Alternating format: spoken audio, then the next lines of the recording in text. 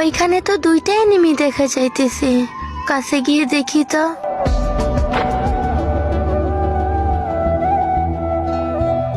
দেখে তো মনে হইতেছে দুজনে ডো পার্টনার।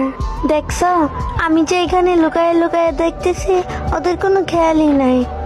ইস, অন্যের ভালোবাসা দেখলে কতই না ভালো লাগে। আজকে আমার একটা ডো পার্টনার নাই বলে একা একা গেম খেলতে হয়। আরে ওর ডো পার্টনারে তো মাইরা দিছে অন্য একটা এনিমি। তো দেখি উনি ওনার ডো পার্টনারকে বাঁচাতে পারে কিনা। এনিমিটা ওর ডো পার্টনারকে ক্লিয়ার করে দিছে। তো আমি কি এনিমিটাকে মারবো? না, উনি ফাইট করুক।